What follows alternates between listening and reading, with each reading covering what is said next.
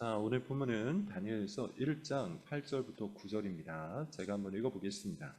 다니엘은 뜻을 정하여 왕의 음식과 그가 마시는 포도주로 자기를 더럽히지 아니하리라 하고 자기를 더럽히지 아니하도록 환관장에게 구하니 하나님이 다니엘로 하여금 환관장에게 은혜와 긍휼을 얻게 하신지라. 아멘. 오늘의 제목은 도시 속의 그리스도인 2부입니다. 도시 속의 그리스도인 2부.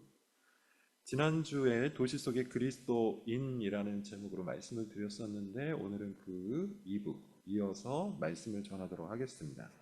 그리스도인은 어떤 삶을 살아야 할까요? 그리스도인은 세상 속에서 도시 속에서 어떠한 모습으로 살아가야 될까요? 세상과 분리된 채 완전히 이질적 존재로 살아야 할까요? 아니면 구분이 되지 않을 정도로 동질적인 존재로 살아가야 할까요? 많은 그리스도인이 이 두 가지 극단에서 답을 찾지 못하고 헤매고 있죠. 예컨대 어떤 사람은 스스로 이질적인 존재로 칭합니다. 그러면서 세상 사람들과 전혀 동화되지 못하죠. 처음부터 끝까지 계속해서 이질적인 존재가 되는 겁니다.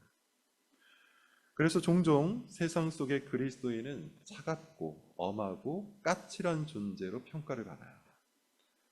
또는 위선적이거나 아주 고루한 존재로 비치기도 하죠. 반면에 어떤 사람은요, 나름대로 세상 사람들과 잘 지내야 한다, 그런 사명감을 갖고 있기도 해요.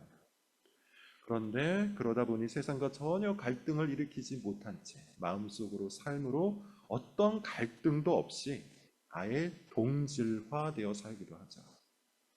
이 사람은 세상과 조금도 다르지 않습니다. 세상의 방식을 갖고 살고요. 세상 사람들의 겉면을 받으며 살고요. 세상의 가치관에 편승하면서 살아갑니다. 대부분의 사람들은 이 두 가지 극단에 속하거나 아니면 상황에 따라서 여기에 속하기도 하고 저기에 속하기도 하죠.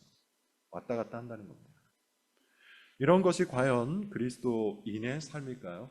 도시 속에서, 세상 속에서 살아가는 그리스도인의 삶이 과연 이 두 가지 극단의 모습일까요?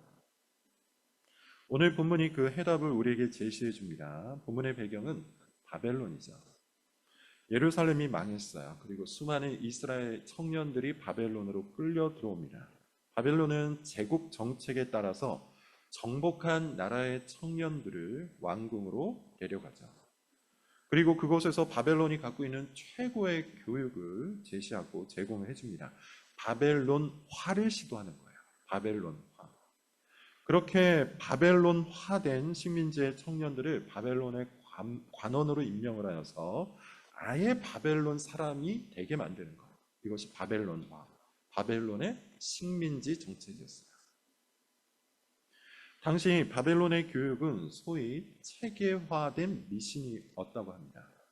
학자들의 연구에 따르면 이것은 바벨론뿐만 아니라 대부분의 이방 국가가 가지고 있었던 교육 방식이래요.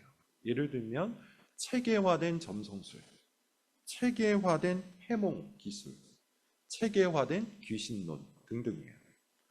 물론 그것이 전부는 아니었을 겁니다. 바벨론이 제공하는 교육은 그 외에도 여러 가지가 더 있었어요. 그럼에도 불구하고 이와 같은 것들을 체계화된 미신 교육을 상당히 많이 가르쳤다고 하죠. 이 교육을 본문의 주인공들, 다니엘과 세 친구들이 배우게 된 겁니다. 굉장히 심각한 위험에 처해 버린 거죠. 새 청년들에게는 현실적으로 이제 두 가지 선택지가 있었어요. 첫 번째는 이 교육을 전면적으로 거부하는 겁니다. 우리는 이스라엘 사람이다. 우리는 하나님 외에 다른 것을 섬길 수 없으니 그 어떤 것도 배우지 않겠다. 이렇게 버팅기는 거죠. 강하게 거부하고 바벨론을 적대하는 것. 이것이 첫 번째 선택지였어요. 두 번째, 이 교육을 그대로 수용하는 겁니다. 어쩔 수가 없다. 지금 우리는 포로가 아닌가. 그냥 시키는 대로 하자. 나도 하고 너도 하고 우리 모두가 다 하고 있는 거 아닌가. 그렇게 긍정적인 자세로 수용을 하고 바벨론의 체계, 바벨론의 교육 방식을 그대로 수용하는 것. 이것이 두 번째 선택지였어요. 첫 번째를 선택하면 아마도 곧장 사형을 당했을 것입니다. 바벨론 제국은 자비가 없었기 때문이죠. 두 번째를 선택했으면 서서히 바벨론화가 진행이 되었을 거예요. 그리고 결국 바벨론 사람이 되었을 겁니다. 이것이 바벨론 제국의 목표였습니다. 다니엘과 세 친구, 이 절대절명의 위기 상황에서 그들의 선택은 뭐였을까요? 그들은 이 두 가지를 모두 거부했죠. 첫째, 그들은 바벨론의 교육 체계를 전면적으로 거부하진 않았어요. 그들은 3년 동안 바벨론의 소위 체계화된 미신 교육을 그대로 받아들였습니다. 그들은 자기들이 지금 여기에 있는 이유가 있다는 것을 인정을 했기 때문이죠. 바벨론 속에서 살아갈 수밖에 없는 현실적인 이유, 그것을 인정을 하고 바벨론의 모든 것들을 전면적으로 거부하거나 적대시하지 않았습니다. 두 번째, 그들이 거부한 것은 왕의 음식과 왕의 포도주였어요. 그것을 왜 거부했을까요? 우상에게 바쳐진 제물이었기 때문이죠. 다니엘과 세 친구는 이 행위를 통해서, 왕의 음식과 포도주를 거부하는 그 행위를 통해서 자신들을 진정으로 돌보시는 분이 하나님이라는 것을 사람들 앞에 고백을 한 겁니다. 우리는 하나님을 믿는 사람이기에 적어도 이것은 할 수가 없습니다. 그리고 그들은 실제로 하나님께서 물과 채식만 먹은 자기들을 더 건강하고 더 아름답게 돌보신다는 것을, 자신들의 믿음을 증명을 했죠. 즉 다니엘과 세 친구는 정리하자면 이렇습니다. 그들은 단히 바벨론을 거부한 것이 아니라 바벨론화를 거부한 것이죠. 그렇게 하기로 뜻을 정했어요. 이것은 오늘날 세상 속에서, 도시 속에서 살아가고 있는 우리 그리스도인들에게 어떻게 살아가야 하는지를 아주 잘 가르치고 있는 본문입니다. 그리스도인은 세상 속에서 어떻게 살아야 합니까? 도시 속에서 어떻게 살아야 합니까? 한마디로 말하면 세상을 거부하는 것이 아니라 세속화를 거부하면서 살아가야 돼요. 그렇게 뜻을 정하고 살아야 합니다. 먼저 세상을 거부하지 말라, 무슨 뜻일까요? 우리가 지금 여기에 살아갈 수밖에 없는 이유가 있다는 것을 인정해야 한다는 것이죠. 베드로는 베드로전서 5장 13절에서 이런 표현을 씁니다. 택하심을 함께 받은 바벨론에 있는 교회. 세상을 바벨론으로 표현한 것이고요. 그리고 교회를 바벨론 안에 있는 것으로 표현하고 있는 겁니다. 이것은 바벨론이 좋든 싫든, 우리가 바벨론을 좋아하든 싫어하든 상관없이 교회가 처해 있는 현실이라는 거예요. 바벨론에 있는 교회, 세상 속에 있는 교회. 그러므로 여러분, 우리는 세상 속에서 살아가야 합니다. 세상에서 세상 사람들과 어울리면서 살 수밖에 없어요.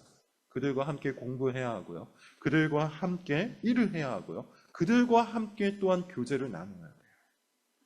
비록 세상의 교육 철학, 그리고 세상의 인생 철학이 철저하게 세속적인 것이라고 해도 우리는 이 모든 것을 거부할 필요가 없습니다. 예컨대 세상의 교육 철학 어떻습니까? 무신론에 기반하고 있어요. 그럼에도 불구하고 우리가 학교를 안 다닐 수 있습니까?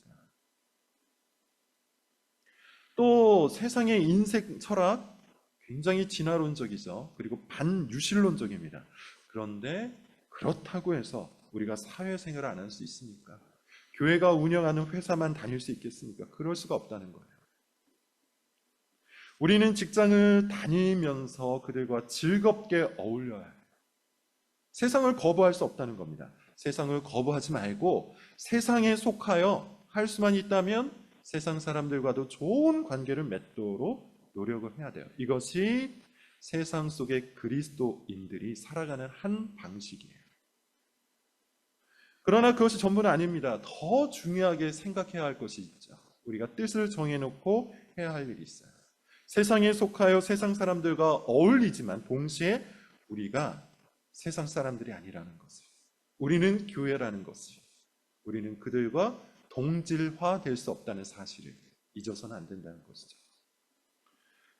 즉 세속화를 경계해야 한다는 겁니다. 세상 사람들과 잘 어울리지만 세상 사람들과 똑같이 생각할 수는 없어요. 그들과 같은 가치관, 그들과 같은 세계관을, 그들과 같은 인생관을 갖고 살 수는 없다는 겁니다. 세상 사람들이 추구하는 것을 추구하고 세상 사람들이 좋아하는 것을 좋아하고 세상 사람들이 의지하는 것을 의지할 수는 없다는 거예요. 그들과 즐겁게 어울릴 수는 있지만 우리는 그렇게 살 수 없어요. 다니엘과 세 친구는 바벨론의 체계화된 미신 교육을 우수한 성적으로 이수를 합니다. 그렇지만 동시에 그들은 그것을 의지하지 않았어요. 그들이 의지한 것은 하나님을 아는 지식이었습니다. 다니엘과 세 친구들은 환관장과 그들의 직장 상사겠죠. 환관장과 아주 잘 지냈지만 동시에 환관장이 두려워했던 것, 곧 느부갓네살 왕을 두려워하진 않았어요. 그들이 두려워했던 것은 오직 하나님이었습니다. 다니엘과 세 친구는 바벨론에서 꽤 성공을 거두었습니다. 그렇지만 동시에 그들은 세상 사람들이, 바벨론 사람들이 추구했던 것, 곧 돈과 권력과 명예를 추구해 가진 않았어요. 그들은 오직 하나님만 추구했습니다. 도시 속의 그리스도인, 세상 속의 그리스도인은 바로 이렇게 살아가야 돼요. 열심히 공부해야 합니다. 하지만 그것을 의지하지 말아야 돼요. 우리는 오직 하나님을 아는 지식, 그것을 의지해야 합니다. 가능하면 모든 사람들과 화목하게 지내야 하지만 그것이 목표가 되어서는 안 됩니다. 우리의 목표는 하나님의 영광이, 하나님의 이름이 높아지는 것이 목표가 되어야 하는 것이죠. 이 세상에서 필요한 것들 여러분 우리가 구매할 수 있습니다. 예컨대 돈도 벌고 승진을 위해 살아갈 수도 있고 집을 사야 할 수도 있지만 그것을 추구해서는 안 됩니다. 궁극적인 목표가 되어서는 안 돼요. 우리가 추구해야 될 것은 하나님이죠.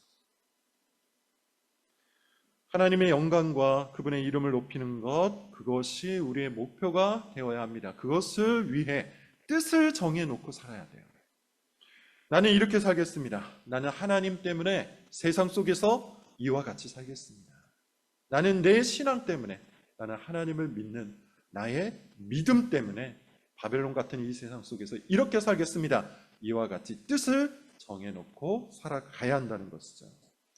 담장 너머 교회 계속해서 말씀을 드리고 있지만 그 이름처럼 우리는 담장을 넘어서 교회가 되어야 해요. 담장을 넘어서 교회가 되기 위해서는 오늘 본문을 통해서 우리가 배울 수 있는 바 뜻을 정해놓고 살아야 합니다. 세상과 어떤 관계를 맺고 살 것인지 뜻을 정하십시오. 세상 속에서 그리스도인답게 사는 것이 무엇인지 뜻을 정해놓고 사십시오. 어떤 모습으로 살아야 할까요? 오늘 본문에 나오는 다니엘과 세 친구가 그 본이 되기를 바랍니다. 세상과 함께 어울리면서 살아가야 하지만, 살아갈 수 있지만, 심지어 즐겁게 그들과 어울릴 수 있지만 그럼에도 불구하고 우리는 세속화되지 않아야 돼요. 세상 속에서 세속화되지 않도록 뜻을 정해놓고 살아가는 담장을 넘어 교회가 되는 우리 모든 교인들이 될 수 있기를 바랍니다. 기도하겠습니다.